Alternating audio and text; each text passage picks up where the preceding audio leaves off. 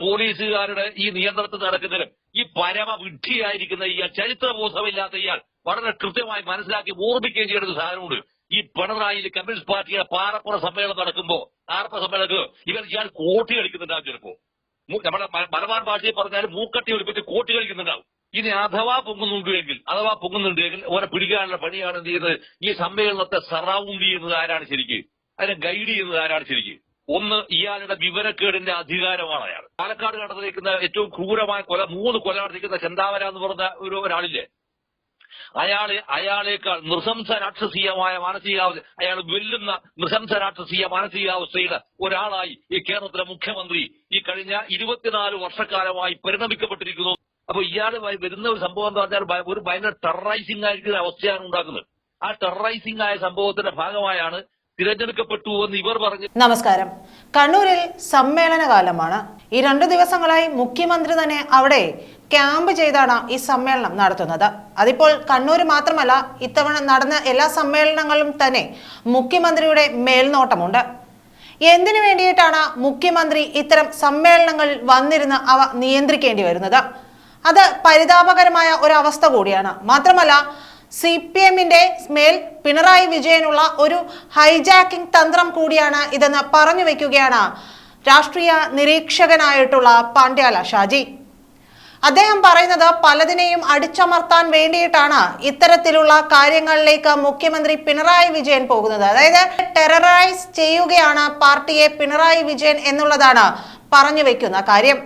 അങ്ങനെ നിശിതമായ വിമർശനങ്ങളാണ് ഈ കഴിഞ്ഞ പേക്കൂത്തുകളിലൂടെയെല്ലാം നോക്കിക്കണ്ടുകൊണ്ട് അദ്ദേഹം നടത്തുന്നത്. അതായത് മുഖ്യമന്ത്രിയും പാർട്ടിയും നടത്തുന്ന പേക്കൂത്തുകളെ നിശിതമായി വിമർശിക്കുകയാണ് പാണ്ഡ്യാല ഷാജി. അദ്ദേഹത്തിന്റെ വാക്കുകളിലേക്ക്. ഷാജിയേട്ടാ നമസ്കാരം. നമസ്കാരം ചേട്ടാ, ജില്ലാ സമ്മേളനങ്ങൾ കണ്ണൂര് എത്തി നിൽക്കുന്നു. ചേട്ടന്റെ സ്വന്തം നാട്ടിൽ CPM ഏറ്റവും കൂടുതൽ അംഗബലം ഉള്ള പാർട്ടി കണ്ണൂർ ജില്ലയിലാണ് ഏറ്റവും കൂടുതൽ അംഗങ്ങളുള്ളത് എന്നൊക്കെ പറയുമ്പോൾ താങ്കളുടെ സ്വന്തം നാട്ടിൽ ഈ ജില്ലാ സമ്മേളനം നടക്കുമ്പോൾ മുഖ്യമന്ത്രിയുടെ കാർമ്മികത്വത്തിൽ എന്ന് തന്നെ നമുക്ക് തമാശ രൂപേണ പറയാം. അപ്പൊ എന്താ ചേട്ടാ ഇതിന്റെ ഒരു ചുരുക്കെഴുത്ത്? ഇത് എന്തായി തീരും ഈ ജില്ലാ സമ്മേളനം? എന്തിനിങ്ങനെ മുഖ്യമന്ത്രി വന്ന് ഇവിടെ കുറ്റിയടിച്ച് ആലപ്പുഴ മുതൽ ഇപ്പൊ കണ്ണൂർ വരെ കുറ്റിയടിച്ചിരിക്കുന്നു? അല്ല, അയാള് സമ്മേളനം നടത്തുന്നത് എന്താ പറയാ, ഇത് വാസ്തവത്തിൽ ഒരു കമ്മ്യൂണിസ്റ്റ് പാർട്ടിക്ക് അകത്തുണ്ടായിരിക്കുന്ന ജനാധിപത്യ സ്വഭാവത്തെ സമ്പൂർണമായി നശിപ്പിച്ച് സൈനികമെന്ന് പറയാൻ കഴിയില്ല, പക്ഷെ ഒരു സംസ്ഥാന ഗവൺമെന്റ് ആഭ്യന്തര വകുപ്പിന്റെ സമ്പൂർണമായ നിയന്ത്രണത്തിൽ നടക്കുന്ന സമ്മേളനങ്ങളാണ് ആലപ്പുഴ നടന്നത്, കൊല്ലത്ത് നടന്നത്. കൊല്ലത്ത് അയാൾ വരുമെന്ന ഭീഷണി മാത്രമേ ഉണ്ടായിട്ടു. എന്നാലും വന്നിട്ട് എന്തൊരു പെടായി വിട്ടിട്ട് പോയെന്ന് മാത്രമേ ഉള്ളൂ. ഇപ്പോ ഈ കോഴിക്കോട് നടന്നു, ഇപ്പൊ കണ്ണൂർ നടക്കുന്നു. ഈ നടക്കാതിരിക്ക സമ്മേളനത്തിനെതിരെ ഇയാൾ പോയിട്ട് അവിടെ ഇരിക്കുക എന്ന് പറയുമ്പോൾ നിങ്ങൾ അറിയില്ലെങ്കിൽ ഞാൻ പറഞ്ഞുതരാം. മോർ ദാൻ 5000 പോലീസ് ഓഫീസേഴ്സ് ആണ് ഇവിടെ നിങ്ങൾ ഈ തളിപ്പറമ്പില് കേന്ദ്രീകരിച്ചിട്ടുള്ളത്. 500-ലധികം പോലീസുകാരാണ്. യാത്ര ചെയ്യുന്ന സ്ഥലങ്ങൾ മുഴുവൻ തന്നെ എന്താ പറഞ്ഞാൽ പോലീസിന്റെ ഭീകരത ഇയാൾ ഉണ്ടാക്കുന്നു. അയാൾ താമസിക്കുന്നു എന്ന് പറയുന്ന സ്ഥലത്ത് മുഴുവൻ തന്നെ സർവ്വ കടകളിലും കടകൾ, ഷെൽട്ടറുകൾ, അവിടെ മുഴുവൻ തന്നെ എന്താന്ന് പറഞ്ഞാൽ പോലീസാണ് ഇരിക്കുന്നത്. അപ്പൊ ഇയാൾ വരുന്ന ഒരു സംഭവം എന്ന് പറഞ്ഞാൽ ഒരു ഭയങ്കര ടെററൈസിംഗ് ആയിരിക്കുന്ന അവസ്ഥയാണ് ഉണ്ടാക്കുന്നത്. ആ ടെററൈസിംഗ് ആയ സംഭവത്തിന്റെ ഭാഗമായാണ് തിരഞ്ഞെടുക്കപ്പെട്ടു എന്ന് ഇവർ പറഞ്ഞിരിക്കുന്ന പ്രതിനിധികളുണ്ടല്ലോ. ബ്രാഞ്ച് മുതൽ നടന്നിരിക്കുന്ന സമ്മേളനത്തിനകത്ത്, ലോക്കൽ സമ്മേളനം, ഏരിയ സമ്മേളനം തൊട്ടിട്ട് ഇതിന്റെ അകത്ത് 500 ജില്ലാ നിൽക്കുന്ന പ്രതിനിധികൾ, ഈ പ്രതികൾക്ക് ഒരൊറ്റ ഒരുത്തൻ മുട്ടും നട്ടലും ഒരുത്തനും ഇല്ലാത്തവനാണ് ഇതിന്റെ തെരഞ്ഞെടുത്തിട്ടുണ്ടാവുക. ഇനി അഥവാ ഏതെങ്കിലും ഒരുത്തൻ ഉണ്ടെങ്കിൽ, ഞാൻ ഒരുത്തൻ തന്നെയാണ് ആക്ഷേപപൂർവ്വമാണ് ഞാൻ പറയുന്നത്, ഏതെങ്കിലും ഒരുത്തൻ ഉണ്ടെങ്കിൽ അവന്റെ നാവ് ഇതിനകത്ത് പൊങ്ങുകയുമില്ല. ഇനി അഥവാ പൊങ്ങുന്നുണ്ടെങ്കിൽ ഓരെ പിടിക്കാനുള്ള പണിയാണ് എന്ത് ചെയ്യുന്നത്? ഈ സമ്മേളനത്തെ സറൗണ്ട് ചെയ്യുന്നത് ആരാണ് ശരിക്ക്? അതിനെ ഗൈഡ് ചെയ്യുന്നത് ആരാണ് ശരിക്ക്? ഒന്ന്, ഇയാളുടെ വിവരക്കേടിന്റെ അധികാരമാണ് അയാൾ. ആ വിവരക്കേടിന്റെ അധികാരം മറുഭാഗത്ത് നിന്ന് വരുന്നു. പുറത്തിറങ്ങിയാൽ ഇയാൾ പിടിക്കുന്നതായിരിക്കും പോലീസായിരിക്കും പിടിക്കുന്നുണ്ടാവുക. കാരണം ഇവരെല്ലാവരും തന്നെ ഏതെല്ലാമോ തലത്തിനകത്ത് കറക്റ്റായിരിക്കുന്ന ആൾക്കാരായിരിക്കും ഈ പറയുന്ന സംഘടനാ സംവിധാനത്തിന്റെ ഭാഗമായി. ഇതിന്റെ ഇടയിൽ ഞാനൊരു കാര്യം കൂടി എനിക്ക് പറയാം. CPM എന്നൊരു പാർട്ടി തകരുമെന്ന് ഈ പറഞ്ഞ ഞാൻ ഉൾപ്പെടെയുള്ള ആൾക്ക് നിരന്തരമായി പറഞ്ഞു കൊടുക്കുന്ന സംഭവമാണ്. പക്ഷെ നിങ്ങൾ തിരിച്ചറിയേണ്ടുന്ന മറ്റൊരു യാഥാർത്ഥ്യമുണ്ട്. ആ സാധനം സമ്പൂർണ്ണമായി അതിന്റെ സംഘടനാപരമായി തകർക്കപ്പെട്ട് കഴിഞ്ഞിരിക്കുന്നു എന്നുള്ളതാണ്. അത് സമ്പൂർണ്ണമായി തകർക്കപ്പെട്ട് കഴിഞ്ഞിരിക്കുന്നു. പിന്നെ എങ്ങനെയാണ് ഈ ഫോം നിൽക്കുന്നത് എന്നുള്ളതാണ്. ആ നിൽക്കുന്നത് എന്താന്ന് പറഞ്ഞാൽ ഇതിനകത്തുള്ള ഉദ്യോഗസ്ഥന്മാരായിരിക്കുന്ന ആളുകൾ അതായത് പൊതുജനങ്ങളെ ബുദ്ധിമുട്ടിക്കുകയും ഭീഷണിപ്പെടുത്തുകയും കീഴ്പ്പെടുത്തുകയും ഭരിക്കാനും ആഗ്രഹിക്കുന്ന ഉദ്യോഗസ്ഥന്മാരായിരിക്കുന്ന ആൾക്കാരുണ്ട് അതിനകത്ത്. അതായത് ഇയാളുടെ അതേ മാനസികാവസ്ഥയിലെ ആളുകൾ, ഇത്തരം മാനസികാവസ്ഥയിലെ ആളുകളാൽ നിയന്ത്രിക്കപ്പെടുന്ന ഒരു സ്ഥാപനം മാത്രമായി ആ സാധനം മാറ്റപ്പെട്ടിട്ട് മാസങ്ങളല്ല വർഷങ്ങളായി. ഇയാൾ വന്നതിന് ശേഷമേ അതങ്ങനെ ആയിരുന്നു. പക്ഷെ അതിപ്പോ അതിന്റെ പൂർണ്ണമായ ഒരു അവസ്ഥയിലേക്ക് എത്തുകയാണ്. അതുകൊണ്ട് ഇതിനകത്തേക്ക് കണ്ടമാനം വരാവുന്ന എന്താ പറയാ ധനത്തിന്റെ പമ്പിങ് ഉണ്ടാകുന്നു. അതിനകത്ത് ഈ പമ്പിങ് ഉണ്ടാകുന്നതോടെ ഈ സാധനം കൃത്യമായി റൺ ചെയ്ത് പോകുന്നുള്ളതാണ്. പക്ഷെ വളരെ ഖേദകരമായ സംഭവമാണ്, വളരെ ആഭാസകരമായ ഒരു സംഭവമാണ്. കമ്മ്യൂണിസ്റ്റ് പാർട്ടി ഹിസ്റ്ററിക്കകത്ത് ഇത്രയേറെ വഷളായിരിക്കുന്ന ഒരു സംഘടനാക്രമം ഉണ്ടാക്കിയിരിക്കുന്ന ഒരു എന്താ പറയാ മോശമായ ഭാഷയെപ്പോഴും ഞാൻ പ്രയോഗിക്കുന്നില്ല. അങ്ങനെ ഒരാളൊന്നും കേരളത്തിനകത്ത് ഇതുവരെ ഉണ്ടായിട്ടില്ല, നാളെ ഉണ്ടാകാനും പോകുന്നില്ല. അപ്പൊ അതുകൊണ്ട് തന്നെ ഈ സമ്മേളനത്തെ നിയന്ത്രിക്കുന്നത് എന്താണ്? സമ്മേളനത്തെ നിയന്ത്രിക്കുന്നതൊന്നും ഇത് രണ്ടാമത് നിങ്ങൾ എടുക്കും വിഷയം. ഇതിനകത്ത് ചർച്ച ചെയ്യപ്പെടുന്ന രാഷ്ട്രീയ പ്രമേയം എന്താണ്? ഇയാൾ 3 ദിവസം ഇവിടെ പോയിരുന്നു, ആലപ്പുഴയിൽ പോയി 3 ദിവസം ഇരുന്നു, പിന്നെ ഇവിടെ കോഴിക്കോട് പോയിട്ട് 3 ദിവസം ഇരുന്നു, കൊല്ലത്ത് പോയിട്ട് പിന്നെ ഇരുന്നു. ഇങ്ങനെ ഇരിക്കുന്ന സമയത്ത് തിരുവനന്തപുരത്ത് പോയിട്ടിരുന്നു. ഇരിക്കുന്നത് എന്ത് പ്രമേയമാണ് നിങ്ങൾ ചർച്ച ചെയ്തത്? ഈ പ്രമേയം ചർച്ച ചെയ്തില്ല എന്നതിന്റെ വിഷയവും കൂടിയാണ് KR മീര എന്ന് പറയുന്ന ഒരു നോവലിസ്റ്റുമായിരിക്കുന്ന വളരെ ആരാധാറിലിരിക്കുന്ന ഗൗരവമായിരിക്കുന്ന നോവലിസ്റ്റാണ്. അവർ പോലും ഇന്ന് പറഞ്ഞത് എന്താണ്? ഗാന്ധിവാദത്തിനകത്ത് ഏറ്റവും പ്രധാനം ആരാണ്? കോൺഗ്രസ് ആണ് ഗാന്ധിയെ VHPയേക്കാൾ കൊന്നത് എന്ന രീതിയാണ് അവർ ഇന്റർപ്രറ്റ് ചെയ്യുന്നത്. ഈ ഇന്റർപ്രട്ടേഷൻ ആർക്ക് വേണ്ടിയാണ്? ഈ കേരളീയ പുസ്തകത്തിനകത്ത് ഇത്തരത്തിൽ ഇന്റർപ്രട്ടേഷന്റെ ആവശ്യകത എന്താ? രാഷ്ട്രീയ ആവശ്യകത എന്താണത്? സാംസ്കാരിക ആവശ്യകത എന്താണത്? ഈ ചോദ്യത്തിനാണ് KR മീര മറുപടി പറയേണ്ടത്. KR മീര അത് മറുപടിയല്ല, KR മീര അത് വിശദീകരിക്കേണ്ടതുണ്ട്. ഇങ്ങനെ വിശദീകരിക്കേണ്ടതുണ്ട് എന്നുള്ള ചോദ്യത്തെ അപ്രസക്തമാക്കിക്കൊണ്ട് ഇയാളെ അനുകൂലിക്കുന്ന ആളുകൾക്ക് മുഴുവൻ തന്നെ വായിത്തൊന്ന് എന്തും വിളിച്ചു പറയാമെന്ന് പറയാൻ ചിത്രമുണ്ടാക്കി എന്ന് പറഞ്ഞാൽ കേരളത്തിന്റെ എല്ലാവിധ സാമ്പത്തിക, രാഷ്ട്രീയ, സാമൂഹിക ഭൂമികയെ മുഴുവൻ തന്നെ ഇയാൾ ഹൈജാക്ക് ചെയ്തിരിക്കുന്ന അർത്ഥം. അങ്ങനെ ഹൈജാക്ക് ചെയ്ത സംഭവത്തിനകത്താണ് ഞാനിപ്പോ അതിന്റെ ആവശ്യമല്ല പറയുന്നത്. ഹൈജാക്ക് ചെയ്ത അവസ്ഥയാണ് കണ്ണൂർ ജില്ലാ സമയത്ത് എന്തോ ഒരു മണ്ണാങ്കട്ട് ചർച്ച ചെയ്യാതെ എന്താ ചർച്ച ചെയ്യുക? അല്ല ചേട്ടാ, ഇപ്പൊ PP ദിവ്യയെ കുറ്റക്കാരിയാണെന്ന് പിന്നെ ഒരു എന്തോ പറയാ, എന്താണ് നമുക്ക് മനസ്സിലാകുന്നില്ല. കാര്യം ആദ്യം അവരെ ചേർത്ത് നിർത്തുകയും ഇന്നിപ്പോ PP ദിവ്യയെ ആക്ഷേപിക്കുകയും അത് MP ജയരാജൻ മൊത്തത്തിൽ കുറ്റവും അദ്ദേഹം കൂടെ ചേർന്ന് നിന്നുകൊണ്ടാണ് ആദ്യം സപ്പോർട്ട് ചെയ്തത്. ഇപ്പൊ ഇങ്ങനെ തിരിച്ചും പറയുന്നു. അങ്ങനെ ഒരു റിപ്പോർട്ടാണ് പറഞ്ഞിരിക്കുന്നത്. റിപ്പോർട്ടിന് മേൽ ചർച്ചയുണ്ടാകും. എന്താ തോന്നുന്നത് അങ്ങനെ റിപ്പോർട്ട്? ആ ചർച്ചക്കകത്ത് വന്നിരിക്കുന്ന സാധനം PP അനുകൂലിച്ച് ഗംഭീരമായ ചർച്ച വന്നിട്ടുണ്ടോ ഇതിനകത്ത്? അപ്പൊ എതിർത്ത് പറയുന്ന ഒത്ത് തന്നെ അനുകൂലിച്ച് ചർച്ച വരുന്ന പറഞ്ഞ അർത്ഥം എന്താണ്? ഇതിനകത്ത് എടുത്തിരിക്കുന്ന തീരുമാനം അസംബന്ധമായി പോയി എന്ന് പറയാൻ തീരുമാനത്തിലേക്ക് പിന്നീട് എത്തുകയാണ് ചെയ്യുക. അപ്പൊ അത്തരം എത്തലിന്റെ ഭാഗമായിട്ട് അവരെന്ത് ചെയ്യും? നിരീക്ഷണത്തിന് വിധേയമാക്കിയാണെങ്കിൽ അവരെ ഈ പറയുന്ന സമ്മേളനത്തിനകത്ത് അവരെ പ്രതിനിധിയാക്കാൻ അവർ തീരുമാനിച്ചാൽ അത് അത്ഭുതകരമായ സംഭവമായിരിക്കും എന്ന് കരുതുന്ന ഒരാളല്ല ഞാൻ. ജില്ലാ കമ്മിറ്റിയിലേക്ക് വീണ്ടും കൊണ്ടുവരും എന്ന രീതിയിലേക്ക് തന്നെ പോകുമെന്നാണ്. ഇത്രയും കുറ്റം പറയുമ്പോഴും ഈ പറഞ്ഞ റിപ്പോർട്ടിന്മേൽ ഒരു ചർച്ച വന്നു കഴിയുമ്പോൾ ഈ ചർച്ചയിൽ അനുകൂലിച്ചും പ്രതികൂലിച്ചും വരുമ്പോൾ ഏറ്റവും കൂടുതൽ എന്താണ് ഉണ്ടായത് അതിന് പ്രകാരം അവർ വീണ്ടും അതിന് പ്രകാരമാക്കി കൊടുക്കുക. അപ്പൊ അത് നിർണ്ണയിക്കുന്ന കാര്യം ഇപ്പൊ പുറത്തുവിട്ടുന്ന സാധനം ചർച്ച നടന്നു വന്ന സാധനം ഇപ്പൊ ഇത് പറയുന്നത് ഇവര് തന്നെ പുറത്തുവിടുന്ന സാധനം, അല്ലാതെ വേറെ ഞാൻ പറയുന്നതല്ലല്ലോ സാധനം. ഇത് ഇവര് തന്നെ പുറത്തുവിടുന്നത്, അല്ലാതെ ഈ പറയുന്ന സാധനം വിഷ്വൽ മീഡിയക്കോ പ്രിന്റ് മീഡിയക്കോ സോഷ്യൽ മീഡിയക്കോ കിട്ടില്ലല്ലോ. അപ്പൊ ഇത് കിട്ടുന്നില്ല എന്ന് പറയുന്നത് കിട്ടുന്നു എന്ന് പറയാൻ അർത്ഥം അത് അവർ തന്നെ പുറത്തുവിടുന്ന ആവശ്യം, അത് അവരുടെ രാഷ്ട്രീയ ആവശ്യവും രാഷ്ട്രീയ താല്പര്യങ്ങളുമാണ്. ഈ രാഷ്ട്രീയ താല്പര്യത്തിനകത്താണ് ഈ പറയുന്ന മുഖ്യമന്ത്രി ഉൾപ്പെടെയുള്ള ആളുകൾ ജയരാജൻ ഉൾപ്പെടെയുള്ള ആളുകൾ എന്തുകൊണ്ട് ഇത് വളരെ അപകടമായി പോയി എന്ന് പറയാവുന്ന സാധനം വന്നു എന്ന് പറയുന്നത്. പിന്നീട് എന്ത് വരുന്നു? ഇതിന് ഭൂരിപക്ഷത്തിന്റേതായിരിക്കുന്ന തീരുമാനമുണ്ട്, ഭൂരിപക്ഷത്തിനായിരിക്കുന്ന ഒരു ചർച്ച വന്നിരിക്കുന്നു. ആ ചർച്ചക്കകത്ത് ഇവരെ പേര് നടപടിയെടുത്ത് ശരിയായില്ല എന്ന് പറയുന്ന ഭൂരിപക്ഷ അഭിപ്രായം ഉണ്ടായി. ആ അഭിപ്രായമാണ് എന്ന് പറയുന്ന നാളെ ബ്രാഞ്ചിലേക്കും LC-യിലേക്കും AC-യിലേക്കും റിപ്പോർട്ട് ചെയ്ത് കഴിഞ്ഞാൽ ആ റിപ്പോർട്ടാണ് ശരിയായ ശരി, അതിനപ്പുറത്ത് വേറെ ശരിയൊന്നുമില്ല. അപ്പൊ ഇതെല്ലാം മുഴുവൻ എന്താ പറയുക, നാട്ടുകാരെ പറ്റിക്കുന്ന സംഭവം മാത്രമാണ്. ഇവിടെ വാസ്തവത്തിൽ കേരളത്തിലെ മുഖ്യമന്ത്രി എന്ന് പറഞ്ഞാൽ ആരായി തീരുകയാണെന്ന് അറിയോ നിങ്ങളുടെ? വാസ്തവത്തിൽ ഈ പാലക്കാട് നടന്നിരിക്കുന്ന ഏറ്റവും ക്രൂരമായ 3 കൊല നടത്തിക്കുന്ന ചെന്താമര എന്ന് പറഞ്ഞ ഒരാളില്ലേ, അയാളേക്കാൾ നൃശംസ രാക്ഷസീയമായ മാനസികാവസ്ഥ, അയാൾ വെല്ലുന്ന നൃശംസ രാക്ഷസീയ മാനസികാവസ്ഥയുടെ ഒരാളായി ഈ കേരളത്തിലെ മുഖ്യമന്ത്രി ഈ കഴിഞ്ഞ 24 വർഷക്കാലമായി പരിണമിക്കപ്പെട്ടിരിക്കുന്നതും അയാളുടെ ഭൂതകാലം അത് തന്നെയായിരുന്നു എന്ന് സ്ഥിരീകരിക്കപ്പെടുകയും ചെയ്തു എന്നതാണ് ഈ കേരളം കാണുന്ന ഏറ്റവും ഭീകരമായ പ്രതിസന്ധി. അതാണ് ശരിക്കും ഏറ്റവും ഭീകരമായ പ്രതിസന്ധിയാണിത്. അപ്പൊ അത്തരം ഒരു അവസ്ഥ നിലനിർത്തിക്കൊണ്ടാണ് അയാൾ ചെയ്യുന്നത്. അയാൾ ഈ സമ്മേളനങ്ങൾക്കകത്ത് അയാൾ പോയി ഇരിക്കുന്നു എന്ന് പറയുന്നത്. മറ്റെല്ലാം എന്തിനാണ് ഇയാൾ സമ്മേളനത്തിൽ പോയിരിക്കുന്നത്? ഈ സമ്മേളനത്തിൽ ഞാൻ നിങ്ങളോട് വീണ്ടും ആവർത്തിക്കുകയാണ്, ഈ സമ്മേളനത്തിൽ എന്ത് രാഷ്ട്രീയ പ്രമേയമാണ് ഇവർ ചർച്ച ചെയ്യുന്നത്? എന്ത് രാഷ്ട്രീയ പ്രമേയമാണ് ചർച്ച ചെയ്തത്? ഇയാൾ ഓരോ തവണയും ആവർത്തിച്ച് പറയുന്ന സാധനം എന്താണ്? BJPയും കോൺഗ്രസും ഒന്നാണ്, ഒരുപോലെയാണ് എന്നാണ് പറയുന്നത്. ഇത് പറയുന്നു എന്ന് പറയുന്ന സംഭവത്തിനെയാണ് ഇവിടെ മീരയുടെ സ്റ്റേറ്റ്മെന്റ് നിങ്ങൾ കൂട്ടി വായിക്കേണ്ടത് എവിടെയാണ്?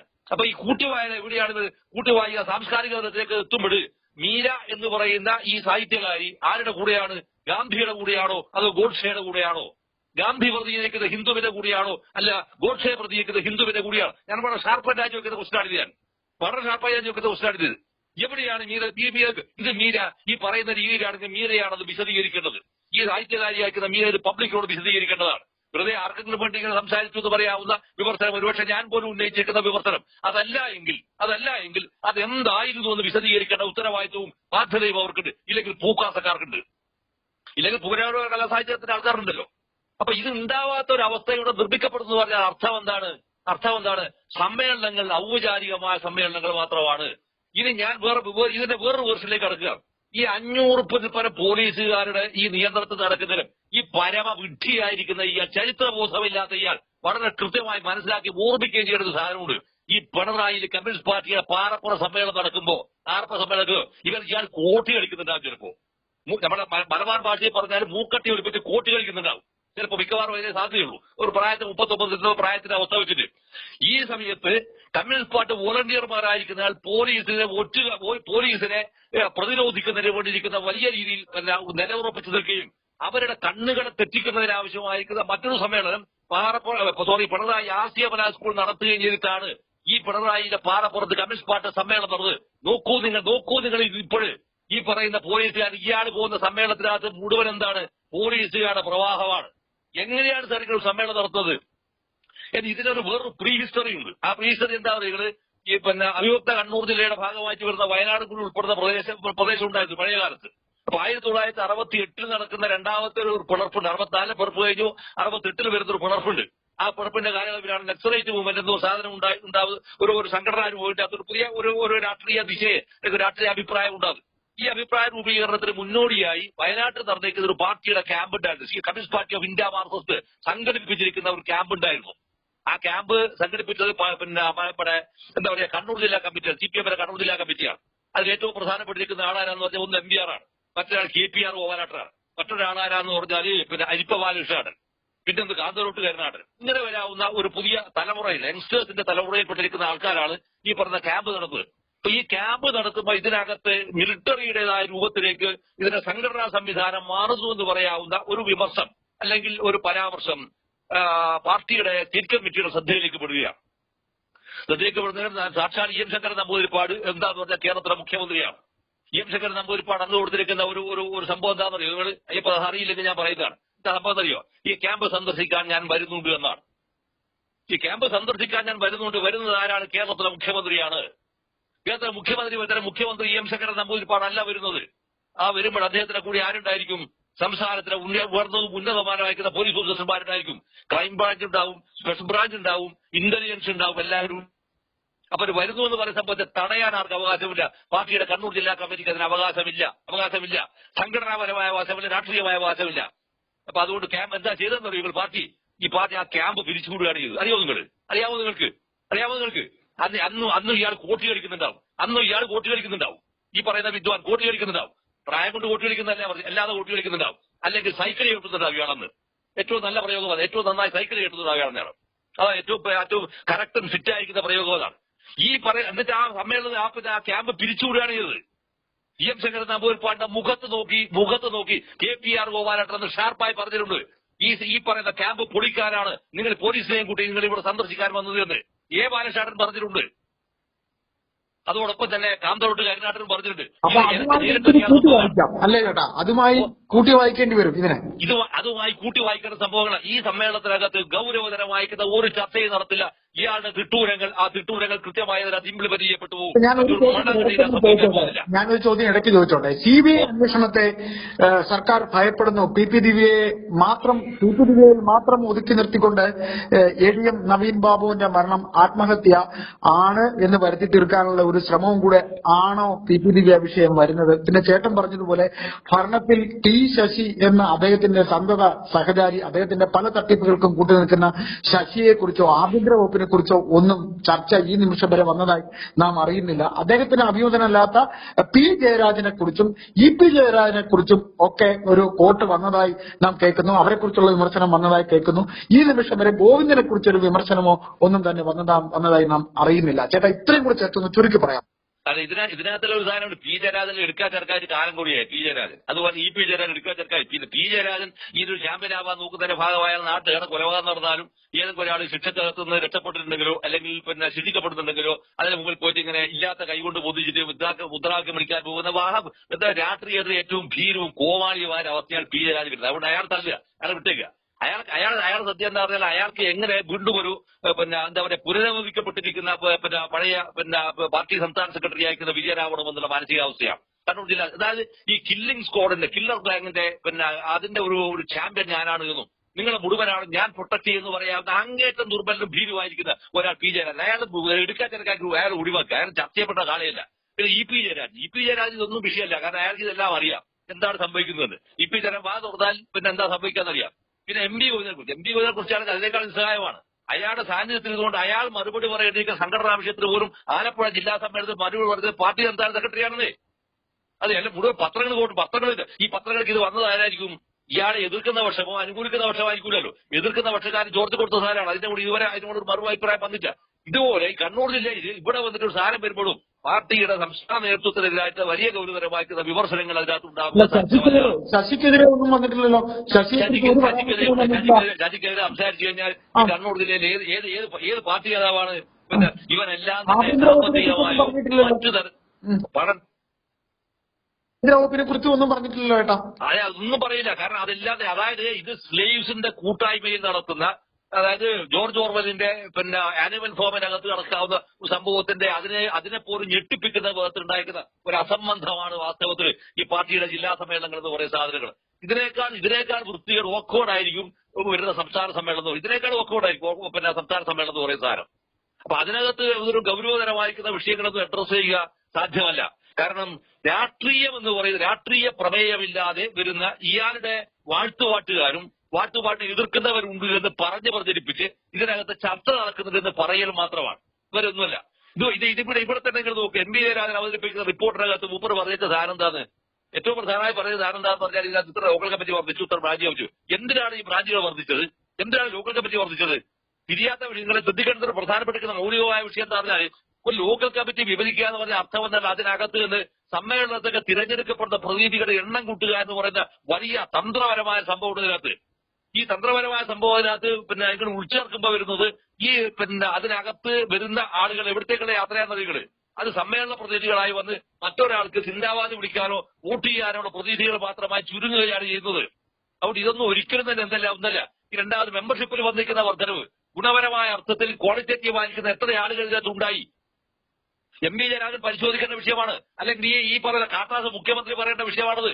ഇത് ഡോക്ടർ അശോക് മിത്ര വളരെ ഗംഭീരമായി നേരത്തെ തന്നെ പറഞ്ഞതാണ്. ഇതിനകത്ത് കണ്ടമാനം പാർട്ടി മെമ്പർമാർ ഇതിനകത്ത് കൊണ്ടുവരുന്നതല്ല. ഒരാൾ ഒരു പാർട്ടി മെമ്പറായി വരണമെങ്കിൽ അയാൾ ഒരുപാട് പരീക്ഷകൾ എന്ന് പറഞ്ഞാൽ മറ്റേ ഇതിനകത്ത് എക്സാമിനേഷൻ അല്ല.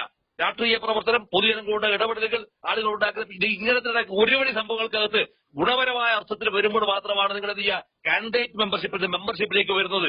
ഇതെല്ലാം തന്നെ വർഷങ്ങളുടെ പ്രക്രിയയാണ്. ഇതൊന്നുമല്ല ഇപ്പൊ വന്നിരിക്കുന്നതിന് അധികം പറഞ്ഞിരിക്കുന്ന പ്രധാനപ്പെട്ട കാരണം എന്ന് പറഞ്ഞാൽ മൈനോറിറ്റിക്കകത്ത് നിന്ന് മുസ്ലിം ജനവിഭാഗത്തിനകത്ത് ആൾക്കാർ 336 ആൾക്കാരാ മറ്റോറ്റാണ് ഇതിനകത്ത്. ഈ മൈനോറിറ്റിക്കകത്ത് നിന്ന് മുസ്ലിം മൈനോറിറ്റിക്കകത്ത് ഇതിന്റെ പാർട്ടിയിലേക്ക് വന്നത്. ഇതിനർത്ഥം എന്താണ്? അവർ വാസ്തവത്തിൽ ഈ പാർട്ടിയുമായി ബന്ധമുള്ള ഏതോ മേഖലയിൽ നിന്ന് എന്തെല്ലാമോ സംഭവങ്ങൾ സ്വീകരിക്കാൻ തീരുമാനിച്ചിരിക്കുന്നു, അല്ലെങ്കിൽ അതിന്റെ സാധ്യതകൾ അറിഞ്ഞിരിക്കുന്നു എന്നതാണ്. ക്രിസ്ത്യൻ മെജോറിറ്റി അത്ര വന്നിട്ടുമില്ല. അപ്പൊ നമ്മൾ അറിയേണ്ട വിഷയം എന്ന് വെച്ചാൽ ഇത് പബ്ലിക്കിന്റെ മുമ്പിൽ ചർച്ച ചെയ്യുമ്പോൾ യഥാർത്ഥത്തിൽ അതിന്റെ ജനാധിപത്യപരമായ അവസ്ഥയിലേക്ക് ചർച്ച ചെയ്യാതെ എന്ത് വേണം ഇയാളുടെ വാഴ്ത്തുപാട്ടായി വരികയും എന്നിട്ട് എന്ത് ചെയ്യാണ് ജമാഅത്തെ ഇസ്ലാമി, SDPI പിന്നെ കോൺഗ്രസും ചേർന്ന് എന്ത് ചെയ്യാണ് നമ്മളെ പ്രവർത്തിക്കുന്ന ആരാണോ ഈ പാർട്ടിയെ പ്രവർത്തിക്കാൻ അനുവദിക്കാത്ത ആരാണ്? എവിടെയാണ് ഏത് പൊതുസമൂഹത്തിനകത്തുള്ളത്?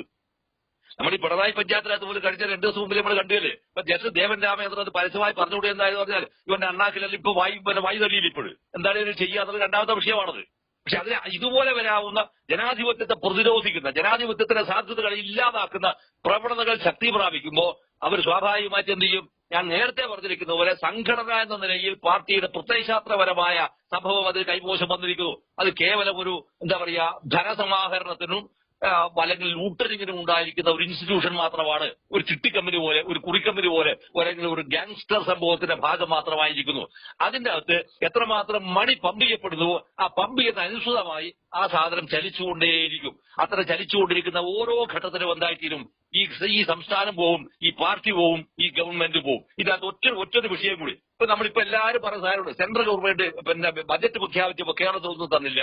വളരെ ഗംഭീരമായ വളരെ ഗൗരവകരമായ പ്രശ്നമാണിത്. പക്ഷേ തിരിച്ചു വയ്ക്കേണ്ട ചോദ്യമുണ്ട്. ചോദ്യം എന്താണെന്നറിയോ? ഈ കേരളത്തിനകത്ത് ഈ മുഖ്യമന്ത്രി എന്ന് പറയുന്ന ഇയാളെ പ്രൊട്ടക്ട് ചെയ്യുന്നത് ആര് എന്നൊരു ചോദ്യമുണ്ട്. ആര് പ്രൊട്ടക്ട് ചെയ്യുന്നു? ഒറ്റ ഉത്തരം മാത്രമേ ഉള്ളൂ, അത് ഈ സെൻട്രൽ ഗവൺമെന്റ് ആണ്. ആർക്കെങ്കിലും എതിരഭിപ്രായം ഉണ്ടാവുമോ? ഇതിനെ പ്രൊട്ടക്ട് ചെയ്യുന്നത് എന്തിനാണ് ശരിക്കും? ഇതുപോലെ കേരളത്തെ ഒന്നുമല്ലാതാക്കി തീർക്കാനുള്ള പ്രൊട്ടക്ഷൻ ആരിൽ നിന്ന് വാങ്ങുകയാണ്? ഈ മുഖ്യമന്ത്രി എന്ന് പറയുന്ന ഇയാളിൽ നിന്ന് വാങ്ങുകയാണ്. ഇതാണ് ഇതിന്റെ ഏറ്റവും ബേസിക് ആയിരിക്കുന്ന പൊളിറ്റിക്സ്. അല്ലാത്ത പക്ഷം കേരളം പൊട്ടിത്തെറിക്കേണ്ടതാണിത്. അപ്പൊ അങ്ങനെ പൊട്ടിത്തെറിക്കാത്ത അവസ്ഥയിലേക്ക് കേരളത്തെ മയപ്പെടുത്തിക്കൊണ്ടുവന്ന് നിർത്തുന്നതിന് ഈ പറയുന്ന BJPയുടെ അല്ലെങ്കിൽ സെൻട്രൽ ഗവൺമെന്റിന് കിട്ടാവുന്ന ഏറ്റവും പവർഫുൾ ആയിരിക്കുന്ന ഒരു ഭരണ സംവിധാനം എവിടെയുള്ളൂ? അത് കേരളത്തിലാണുള്ളത്. ആ കേരളത്തിന് അതിനെ നയിക്കുന്നത് ആരാണ്? അത് ഈ പറയുന്ന ഖാട്ടാസായിരിക്കുന്ന കേരളത്തിലെ മുഖ്യമന്ത്രിയാണ്. അതുകൊണ്ട് തന്നെ എല്ലാവിധ ആശീർവാദങ്ങളോടുകൂടി അയാൾ എന്ത് ചെയ്യും? അയാൾ ഇത് തുടരാനുള്ള സാധ്യതയെ നിർമ്മിക്കപ്പെടും. അതിനനുസൃതമായ ചർച്ചകൾ മാത്രമേ ഇതിനകത്ത് ഉണ്ടാവുകയുള്ളൂ. അയാൾ പറയുന്ന എല്ലാ വങ്കത്തരങ്ങളും വിഡ്ഢിത്തരങ്ങളും നാളെ എന്തായിരിക്കും? നാളെ ഇവരുടെ വാഴ്ത്തുപാട്ടിന്റെ ഭാഗമായി ഇവരുടെ വേദവാക്യങ്ങളായി മാറ്റപ്പെടുമെന്നുള്ളതാണ് മിസ്റ്റർ അയ്യപ്പദാസ്. ഇതിന്റെ ഒരു യാഥാർത്ഥ്യമതാണെന്നാണ് എനിക്ക് തോന്നുന്നത് മിസ്റ്റർ അയ്യപ്പദാസ്. ചേട്ടാ, നമുക്കപ്പോ തുടർന്ന് മറ്റു വിഷയങ്ങൾ, ഇനിയിപ്പോ സംസ്ഥാന സമ്മേളനം വരും. ഇനി ഈ പറയുന്ന ഇന്നിപ്പോ അവതരിപ്പിച്ച പ്രമേയത്തിന്മേൽ എന്തൊക്കെ ചർച്ചകൾ ഉരുത്തിരിഞ്ഞ് വരുമെന്നുള്ളത് അവർ തന്നെ പുറത്തുവിടുമ്പോൾ നമുക്ക് അറിയാൻ കഴിയും. നമുക്ക് അതിനെ തുടർന്നുള്ള ചർച്ചകൾ ഞാൻ ചേട്ടനെ തുടർന്നും വിളിക്കുന്നതാണ്. താങ്ക് യു ചേട്ടാ. Thank you. ഓക്കെ.